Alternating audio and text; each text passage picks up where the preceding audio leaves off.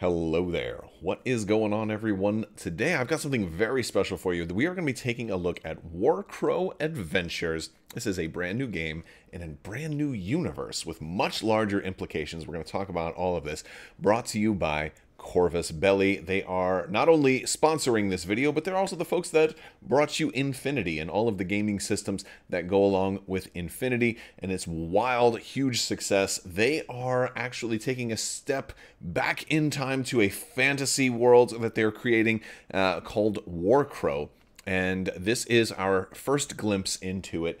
It's live on Kickstarter right now, and I will have links in the description where you can take a look at Warcrow Adventures for yourself. But you don't even have to do that because we are going to do it here. We're going to be looking at the Kickstarter page and talking about this game. It's a very, very cool. It's a dungeon crawl. It's app-driven, and if you are folks who like games like Descent or Imperial Assault, it seems like it captures a lot of that narrative co-op dungeon crawl flavor in an all-new universe that's very fantasy and magic, and you know, like magic has this kind of contaminant to it, to where, you know, magic users have to pay a price to use this magic, where they can get corrupted, and so there's some really interesting mechanics that go into this, a whole new initiative system and action economy that really make this game very interesting, and I think you're going to like it.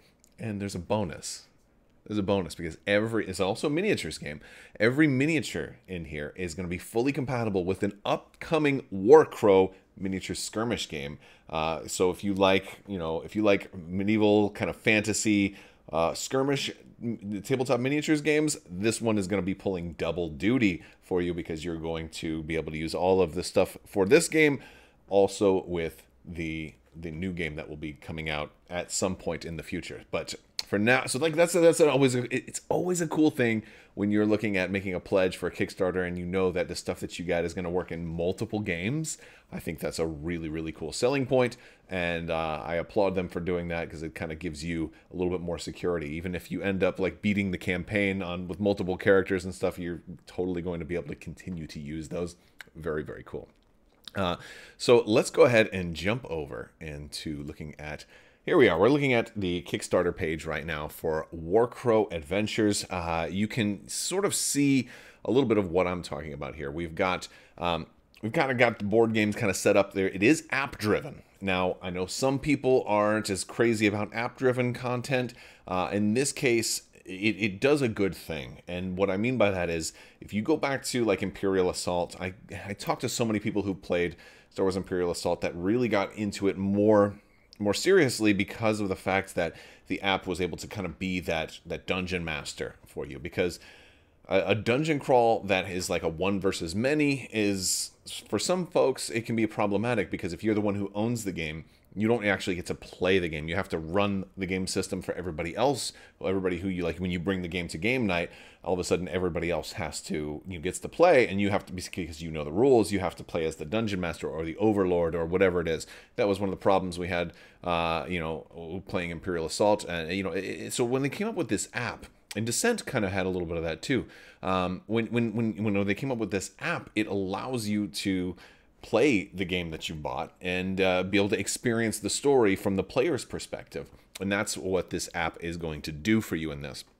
And I know I'm drawing a lot of comparisons to games like Descent and Imperial Assault, because they are also co-op dungeon crawlers, and they eventually did have app support as well. I feel like, while I'm not usually a fan of app-driven games, a co-op dungeon crawl is definitely the one exception where I think it makes a lot of sense, and it allows you to kind of invest into a game that you know you're going to actually get to play, versus a game that you're gonna have to run for other people that they get to play. And so I like that. Like, it's same problem if you play Dungeons and Dragons and you're always stuck being the dungeon master, and you want to actually have somebody else DM. Well, the app is kind of doing that for you. And now it does use tiles, it has miniatures, has tokens, has dice, has character boards, a lot of what you're going to expect. There's 2 different pledge levels. We'll talk about those in a little bit. Now, it's listed as 2 to 4 players, but honestly, I believe it certainly looks to be very much solo compatible. If you want to play multiple characters, then that's fine. You'll need at least 2 characters But if you don't mind controlling multiple characters, then this could totally be a solo game as well. Although a lot of games like this work better if you're with a whole group, because you get to work with each other, and you get to talk with each other, you have conversations, and it helps solve mysteries, because there's definitely a mystery as to what this big bad evil is. Each session is about 60 to 90 minutes. This says 14 plus. Of course, that's going to be kind of up to your distinction here. So we get a couple of looks at, now we have different colors dice. There's 3 different colors of attack dice and 3 different colors of defense dice. Now, both the attack dice and defense dice has multiple different symbols. They have, like, the attack dice have hits, the defense dice have blocks. They keep it very, very simple, and a lot of the mechanics and rules in this are very, very simple on the surface, so they're very easy to learn, but they have an extra depth. Like, some of the hits and blocks are hollow. And while those can certainly count as hits and blocks, they only count if your character has expertise in that particular role that you're doing. Also, all of the dice have some sides that have these little exclamation marks, and those allow you to kind of convert them into basically they're triggers to fuel a special ability that's on some of your upgrade cards. And so you'll find sometimes when you're playing this game that you may build an attack roll that actually has your defense into it also. Now, the blocks, like, basically you'll be able to roll defensive dice when you attack sometimes. Now, the blocks aren't really going to help you very much, but you can still roll those extra symbols, those extra wild symbols that can fuel upgrade cards. So it does some very cool things. Even though it has 6 different colors of dice, they're all different, and sometimes you can roll quite a bit of them all together, which is kind of cool. So I like the way that they've done the dice system, and being able to roll defensive dice in an attack roll in some situations is really cool. Also, one of the things we're looking at here is the initiative board. This is very, very interesting. So they have an initiative board. It's got initiative 1 through 10. If you've ever played Dungeons and Dragons, you'll be familiar with initiative. You kind of count down. Any game that has initiative, really, you count down. But each character has a different initiative level. And so when you start a battle, everybody kind of goes onto their initiative spot, and if you're, the bad guys go on first, the heroes go on afterwards, and then, and if your heroes go on at the same time, you determine it. But after you go, whatever your initiative is, like if your initiative is 3, you then just move down 3 more. So if you're 3, you're gonna go 4, 5, 6, and you're gonna drop your character at 6, and now you're going at 6. So you don't just go once per round. So the lower your initiative, the more times per combat round you're going to be able to activate. And so that's really cool.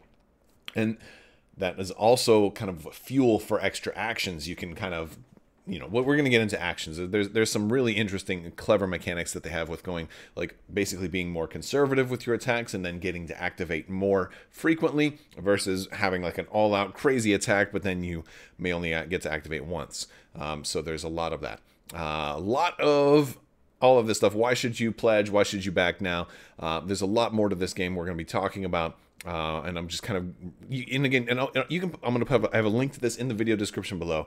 You can go check it out for yourself and look at all of the information. There's actually a lot of other videos on here as well that you should totally check out.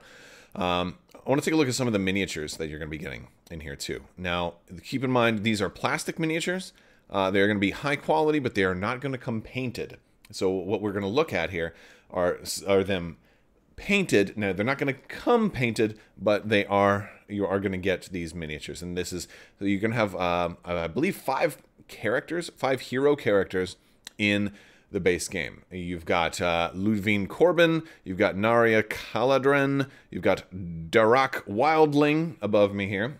You've also got Zoska Isimun, the kind of dwarven tank. You've got this awesome orc right here, Ormuk. That's probably my favorite one out of all of them so far. Very much like that character. Very much. But yes, and those are the 5 main hero characters. Now, that means that there's 5 in the base game. You're only running with maximum of 4 in any given campaign. So that means you'll have replayability. You have different team compositions. Plus, I mean, this is a crowdfunding thing. There's going to be more characters as well, of course, with expansions and add-on content and stuff like that. So, but this is for the base game. And then, of course, if all you have the sculptor here. We've got these are like monsters and different miniatures that you will encounter. You have this Mornmab. Look at all the faces that are sculpted into that. That's awesome. You have this little Fidhalu. We've got all these different monsters. The Puppeteer Echo, the Marked. We've got the Weaver. We've got the Namadin and the what is that? Audharu. I'm probably not pronouncing them right. We've got this big old Kipliact worm kind of beast thing. We've got a Husk, Anointed, and then an Intact. Very kind of much like a Wolverine looking monster. There's 6 of those. So the number that you're seeing next to there is how many of each of these you're getting in that core box. So you're getting already a lot of miniatures. Now, I did already mention that these are compatible with the Warcrow game, the skirmish game that is going to be coming out after this. This is our first glimpse into a whole new IP, into a whole new world, whole new universe, and you're getting, all of this is going to be usable as well. Now, there's also an expansion, and that was kind of the difference between the 2 pledges. There's a whole other box that has even more miniatures, and this one is the Death Claws of the Dream. And we are here. We've got Iravik, Trabor, Overseer. I'm just gonna scroll down and let you take a look at all of these. There's some really cool ones. You got all these little dudes like standing on top of each other's heads. This guy's on stilts. We've got like the fire coming out of flame cobs over there. Look at this dude. Look at this guy, man. He's insane. His name is Crucible, and he's got a little guy riding on top of him too. We got a lot of these little guys. Very cool stuff. So we're getting looks like a. I'm not sure if Nuada is another hero or if that's somebody who was recently added, but I'm digging it. There's lots of interesting characters in all of this, and I've just recently kind of been looking at this in some more depth, and I really do like the combat system. I like the way that it feels familiar enough to me. If you've played other dungeon crawls before, I think you're going to catch on right away. And even if you're newer to gaming, I don't feel like it's too heavy that you'll have a hard time picking it up. You're going to have a character board. You're going to have this action bar over to the side. You're going to start with equipment. You're going to gain new equipment that has like different spells or magical effects on it. The core pledge is 120 euro. Which is, what is that? It's about $119. All right, they're very, very close right now. And now, I think that's pretty reasonable because that's about what you would pay for like an Imperial Assault core box or something like that. Now, there's also going to be shipping on top of this. That's always the case with Kickstarter stuff. Prices have been going up like crazy all around. But you're also going to be getting stretch goals too, so you're not just getting the core box, and that's what makes it such a great deal. They also have the Platinum Pledge, which is 180 euro, which is about $178. And this is also going to come with the Death Claws of the Dream. And some stretch goals are only for the Platinum Pledge. So if you go with the Platinum Pledge, that's what I would recommend. It's going to get you all the rest of the stretch goals. There are a few other add-ons that I don't believe come with this, because this says it comes with just the core box, the Death Claws of the Dream expansion, and then all applicable stretch goals. So there have been a lot of stretch goals already. We'll come back and look at these. But there's also some add-ons like extra scenery. Then there's, I think they came from the Fog add-on as well. So if you and a game mat, sometimes the add-ons aren't that crucial to the story, but if you really like it, and I've got good news for you, you can actually play this right now. There is a module available for Tabletop Simulator. If you want to check it out yourself, you can do that. I think that's pretty cool. So yeah, if you want, there's some extra enemies you can get in they came from the Fog pack. You've got a scenery pack, and then all of our heroes. So this is telling you about the different heroes. They all have some different tokens that they can do. They all have different roles that they play. They each have like a defense, a movement value, an attack value. They will have starting equipment, so you'll roll defense dice for your defensive ability plus the armor that you have. So it's got a nice way of combining a character's natural defense with armor, and sort of it's not just the armor that makes the character, but also how they wear it. Let's scroll down a little bit more. We've got all the enemy miniatures. Like this is the unpainted version of those miniatures, and we already looked at those. But I wanted to show you the, you know, how else it's going to look. And this is just the Kickstarter page, how they scroll it down. So here we can see a lot of the different dice. As you can see, you've kind of got you've got your black, blue, and green defensive dice, and then you've got your yellow, orange, and red attack dice, and you know, they get progressively better as you move up in color. You can actually upgrade your dice too. That's one of the things that certain characters can do. And then they have stain tokens, which aren't the same as wounds. Think of stains as corruption that usually arrives from magic or the magic elements in the world that can potentially do bad things to you and lead you almost like the dark side in Star Wars from a certain point of view, right? You'll find that many of the truths we hold depend very greatly on our own point of view.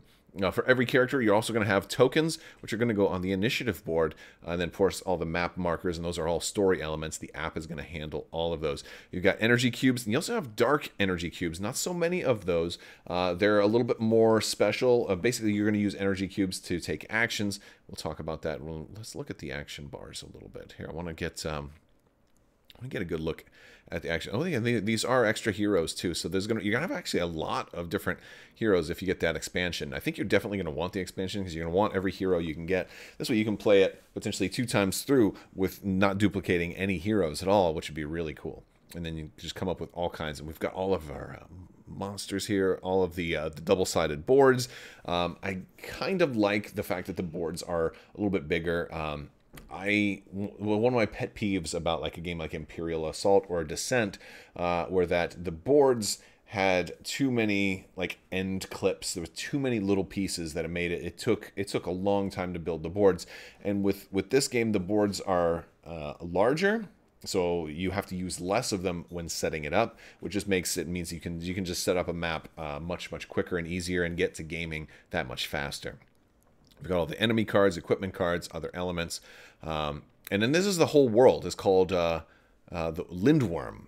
They have a map here, and of course this is more important if you're interested in like getting into the lore of this new world, because they've put a lot of work into creating a whole new world, because it's going to be the basis and the base setting for future content that comes out in this world, like that miniature skirmish game that is also going to be coming out, which is pretty cool. So you can read a whole lot more about that. And the town Hawthorne Point is kind of like your base, or your kind of like where you kind of return to like level up and buy stuff, because this is kind of like an RPG. So which is pretty cool. So there's a lot of here about the story and everything, and the size of the miniatures and the companion app itself. Now, if you want to check out the rules and read through all the rules, they have a PDF here on the site, and then of course here's a link to where you can go to the Steam shop and get the TTS demo and play it yourself. But before you do that, there's a link down here that I actually want you to check out at your leisure that I think is really helpful. It's going to kind of walk you through a little bit of the actual gameplay and give you a good flavor for it, which I think is actually really helpful. And of course, it's using, it's a really nice demo, and it's using the app and having a sample group of 4 characters kind of go through the first mission. And I think it's fantastic. So it's talking about how initiative works, how there's two phases. If there is no enemies on the board, you just move around. Characters just move around and explore. There's a lot of kind of detective work that you're going through this world. I want to interact with this token and see what's happening. And then you go to the app. The app will say like, okay, sometimes it'll ask you who's interacting. Sometimes you'll have to make a roll to see if you can, like a perception roll or some kind of a skill check to see if you can like pick a lock if you're trying to do that, or smash open a lock, or bribe a guard, or do something like that. And but then as soon as monsters spawn, you got to go to the initiative wheel, and now it becomes turn-based, and then you're doing all of that combat. So actions.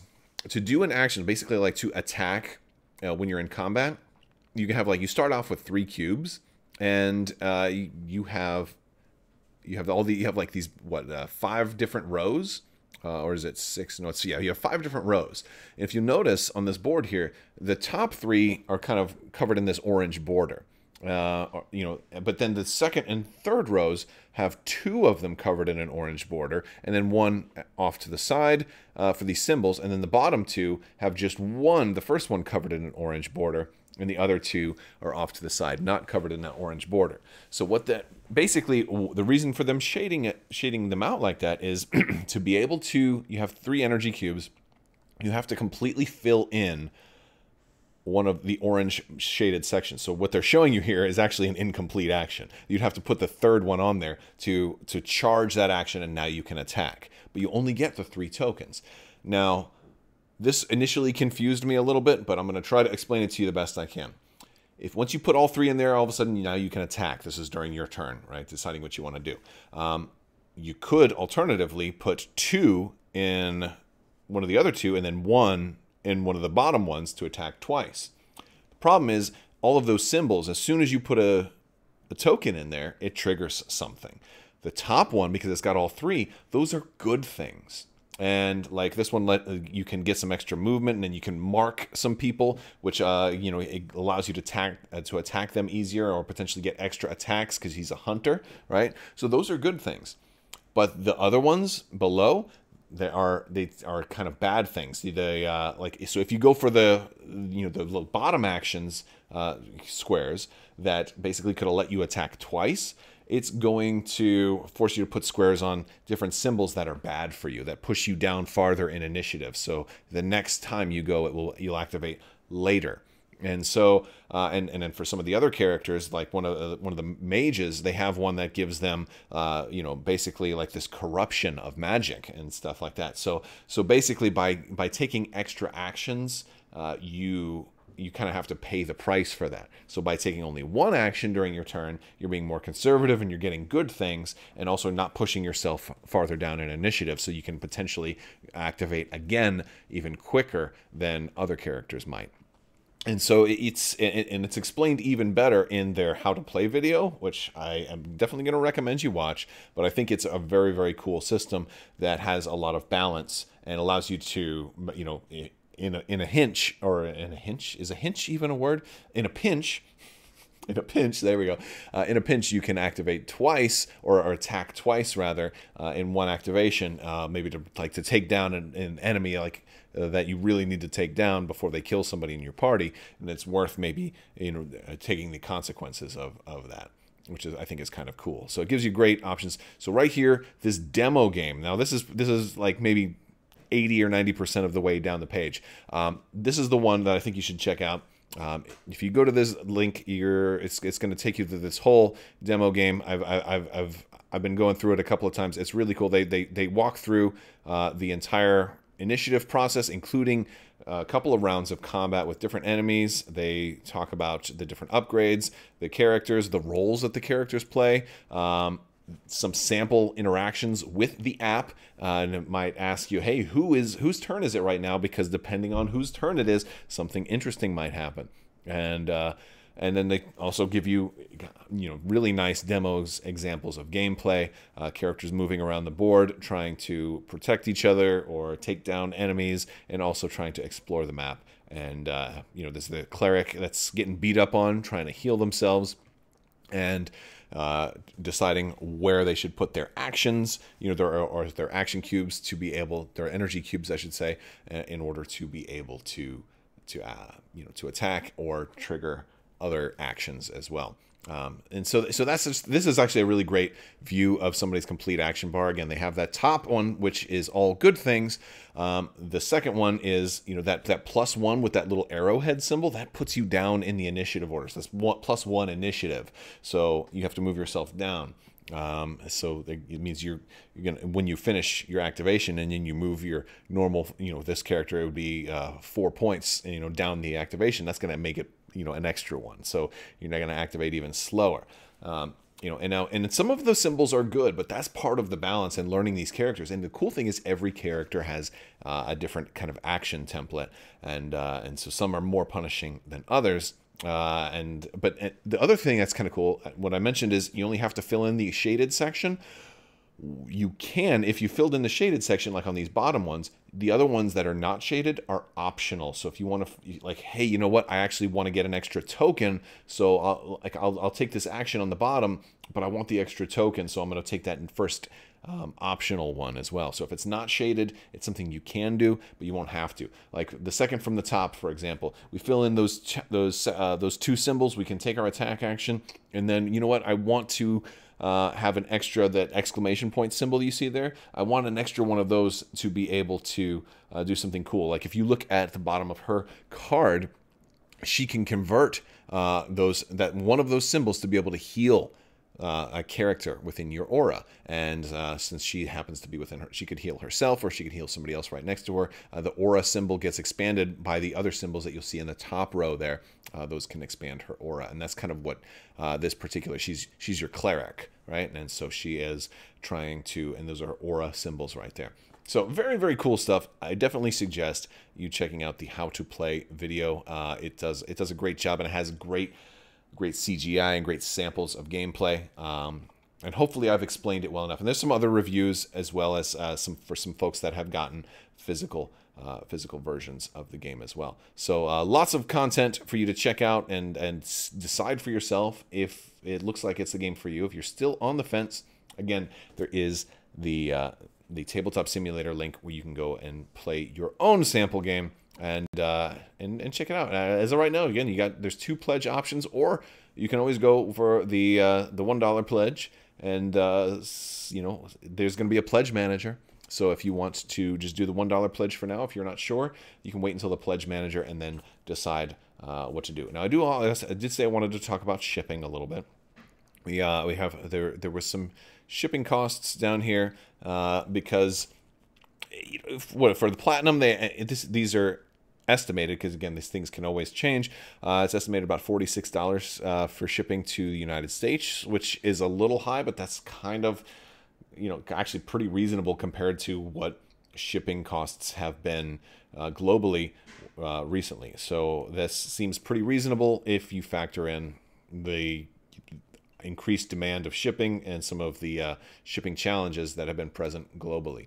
So I think that that's a pretty reasonable amount. At least they're letting you know now. So whatever you pledge, anticipate being able to having to pay for this later on. Now, you don't usually have to pay shipping right away. Usually they'll tell you, like, once they're, you know, get to the pledge manager point, there will be a shipping charge at that point. But usually that's at least a month after, but I don't want to speak for them. Sometimes it can be more than that.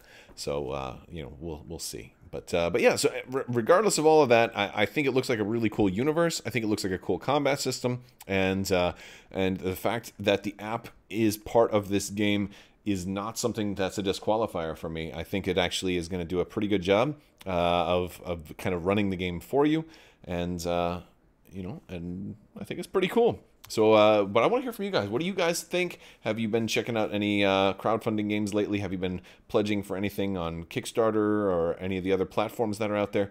I'd love to hear about it. But it looks pretty cool. I like the new world, and I like the fact that the miniatures pull double duty in the next game that's not even out yet, which I think is very, very cool. It gives you a little bit of longevity into your purchase as well.